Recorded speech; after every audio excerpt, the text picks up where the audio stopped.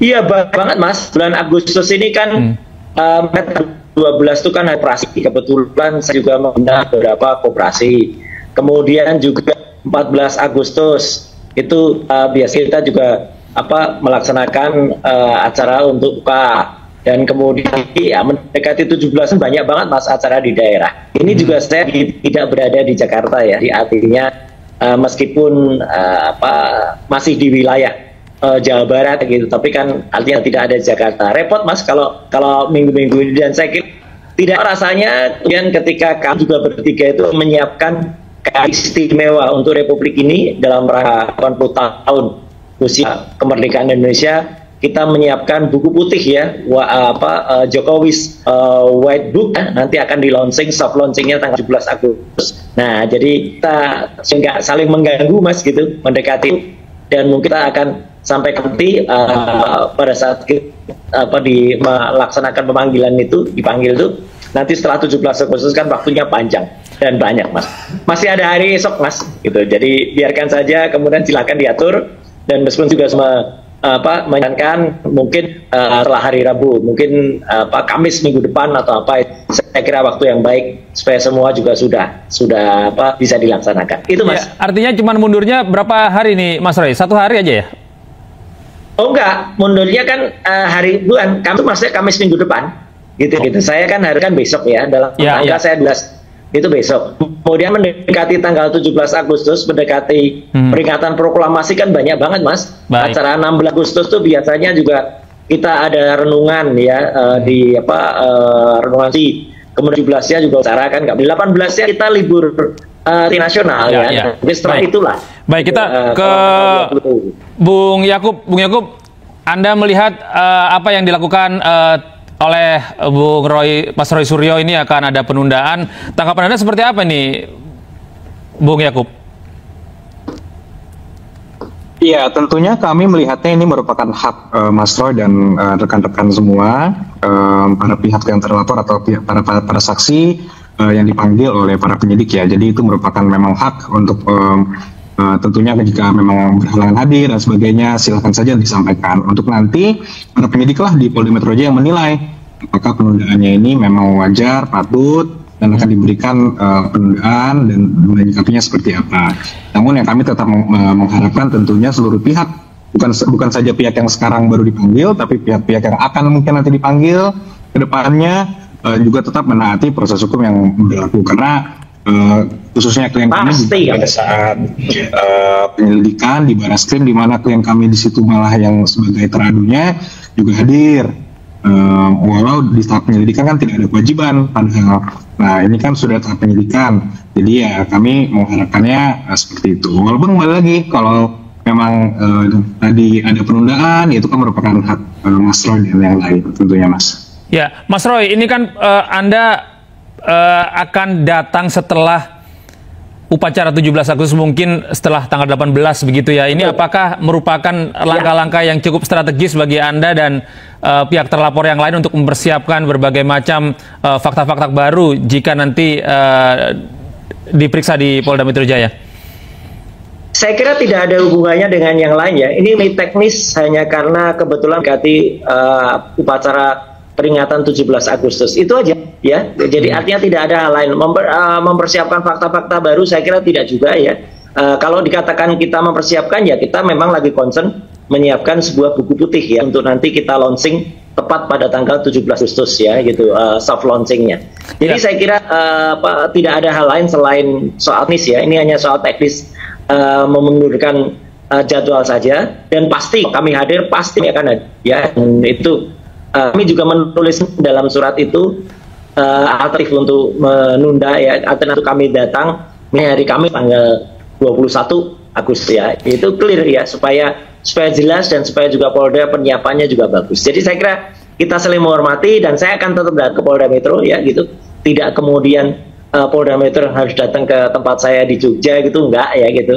Saya menghormati daripada terlalu panjang. Kan saya kira kemarin Pak Jokowi juga sempat mundur dan malah sempat diperiksa di Solo gitu ya. Tapi ya udahlah, enggak apa, karena beliau waktu lagi agak sakit gitu, kami menghormati. Karena saya sehat, insya Allah saya datang nanti pada pemeriksaan minggu depan yang mungkin sekitar tanggal 21. Itu aja Mas, jadi ini benar-benar murni teknis soal jadwal dan soal karena kita lagi memperingati 80 tahun kemerdekaan Indonesia. Apakah rencananya buku putih yang Anda bikin bersama rekan-rekan ini akan Anda bawa juga pada saat pemeriksaan nanti akan dipaparkan juga? Nah, itu memang menarik karena buku putih ini ternyata adalah 500 halaman ya, itu karena saya matangnya juga panjang cukup lama ya, mungkin ada beberapa pertanyaan yang hubungannya dengan buku putih itu ya biar penyidik juga ngetik sepanjang ya, dari itu mungkin ya ngetik 2 halaman lah sama gitu ya kalau ada pertanyaan jawabannya di buku putih itu Mas gitu. Jadi biar semua juga jelas karena di situ ada alasan-alasan soal prima, kemudian soal legal standing, kemudian soal juga undang-undang keterbukaan informasi publik, kemudian juga undang-undang dasar 45 28 dan 28F gitu. Jadi detail banget dan itu ada hubungannya dengan pertanyaan dari tentu kita kan jawaban sesuai dengan apa yang sudah itu dalam buku putih. Iya, Bung Yakub, apakah langkah yang dilakukan oleh Mas Roy dan kawan-kawan sebagai tergugat ini ada indikasi merugikan klien Anda?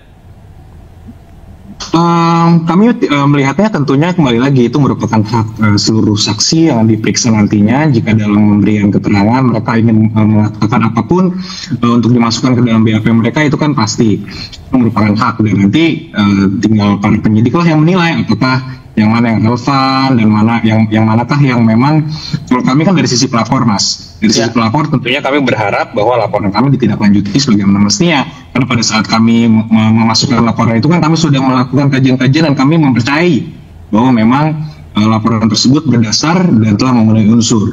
Nah, tapi kembali lagi karena ini kami sudah mempercayai proses hukum untuk berjalan dan meyakini bahwa para penyidik di Polda Metro Jaya juga sangat profesional dalam menjalankan tugasnya, sehingga kami tentunya harus menunggu, walaupun ya tentunya kembali lagi sudah cukup lama menurut kami sendiri, namun kami mengerti bahwa banyak sekali saksi yang harus diperiksa dan tentunya dalam proses ada yang melakukan penundaan dan sebagaimana yang tadi kita dengar juga bersama. Jadi itu adalah proses-proses yang memang harus dilewati. Jadi ya kami sifatnya masih menunggu dan mempercayai para penyidik di Polda Metro Jaya, Mas. Ya, Bung Yakub, kami konfirmasi kembali klausul-klausul apa yang menjadi laporan Anda kepada terlapor ini? Ya, kami tentunya ada beberapa pasal, ya, antara lain 310, 311 KUHP, 27A, dan juga 32, 35 Undang-Undang ITE. Yaitu tentunya masing-masing situ sudah kami jelaskan dalam laporan kami, hal-hal mana yang kami rasa memenuhi unsur-unsur tersebut, dan nanti para penyidik lah yang menilai apakah dari keterangan-keterangan, dari bukti-bukti yang didapat pada saat penyidikan ini, apakah memenuhi unsur atau tidak. Kalau iya, nanti tentunya akan lanjut, kalau tidak ya mungkin tidak akan lanjut. Kan itu yang harus kita tunggu sekarang ini, Mas. Ya, Mas Roy, dari pemaparan Bung Yakub tadi, bagaimana persiapan Anda terkait beberapa klausul yang akan menjadi bahan pelaporan kepada Anda?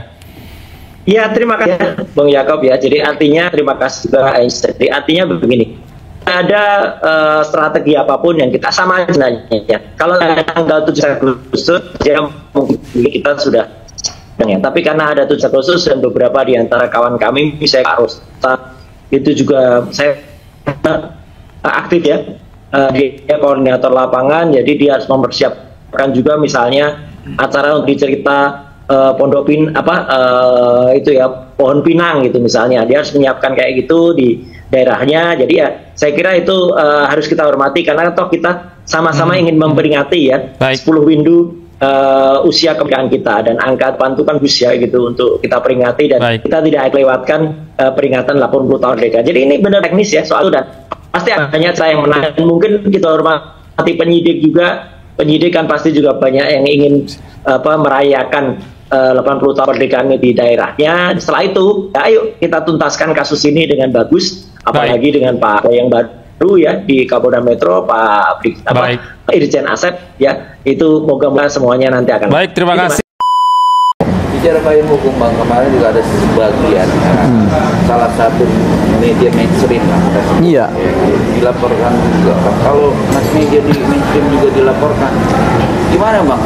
Orang berpendapat membuka apapun yang terjadi. Iya, lapor kan boleh, tapi juga payung hukumnya juga ada. Media ada payung hukumnya nggak? Ada, undang-undang pers. Jadi ya ketika dilaporkan ya mentok. Kenapa? Karena ada pelindungan undang-undang pers payung hukumnya. Gitu. Jadi yang memayungi semua adalah hukum. Orang boleh berantem kan, tapi hukumnya mana? Kan ada hukumnya. Semua ada undang-undangnya, ada aturan-aturannya. Jadi ya pasti mentok. Kenapa? Karena ada undang-undang pers yang melindungi media. Gitu. Tapi kan media ini Bang, yang diduga ya kan, menarasikan dan memojokkan salah satu mantan presiden, dan makanya dia dilaporkan Bang. Artinya dia berpendapat bahwa kalau gitu udah kita ketemu di Dewan Pers, ya kan Pak Jokowi, kita belak-belakan. Ya itu kan mekanisme undang-undang pers. Jadi setiap ada narasi negatif, narasi yang merugikan pihak-pihak yang diberitakan, pihak yang diberitakan itu bisa kemudian membuat pengaduan kepada Dewan Pers, itu yang pertama. Yang kedua bisa menggunakan hak jawab begitu untuk disampaikan kepada media yang bersangkutan. Itu kan mekanismenya begitu. Sampai pada titik ternyata ada permainan-permainan jahat di dalam pers. Setelah melewati Dewan Pers ternyata ada suatu kecelaan dan berpotensi kemudian melanggar hukum, itu baru dipidanakan. Tapi harus lewat Dewan Pers dulu sebagai sarana pengertian untuk mendudukan setiap soal menjadi jernih dan benar.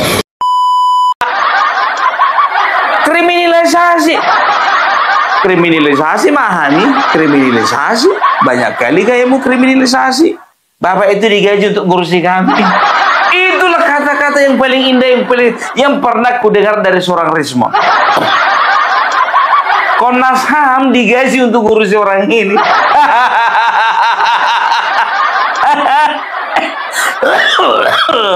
Kalau apa? Aduh, nggak habis pikir aku ya. Jadi kalau bisa dikatakan ini memang manusia ya adalah orang-orang yang akal sehatnya memang bisa dikatakan tinggal 20%. Bayangkan kalian akal sehat tinggal 20%. Supaya Indonesia ini punya presiden besok yang berkualitas, bukan orang yang seperti ini.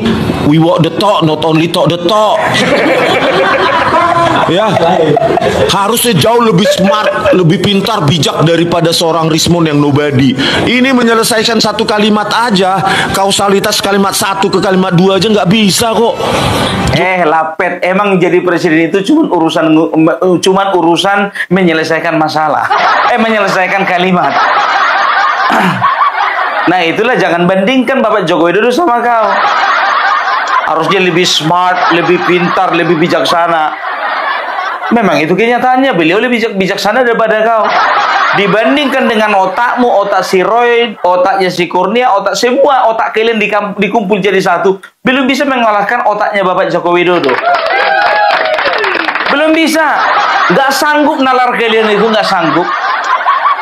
Ya, bicara tentang presiden bukan cuma masalah berbicara bahasa Inggris. Mau kau bilang walk the talk, we walk the talk, only talk the talk, tok tok tok tok tok tok tok, nggak peduli kami. Sedangkan kawannya ngaku-ngakunya kau kuliah di Jepang, sampai sekarang nggak pernah kami dengar kau bahasa Jepang. Kalah apa? Berapa kali kau itu ditantang bahasa Jepang sama Andi Aswan, diamnya muncungmu itu. Jepang, we walk dog the talk, we talk tok tok betok.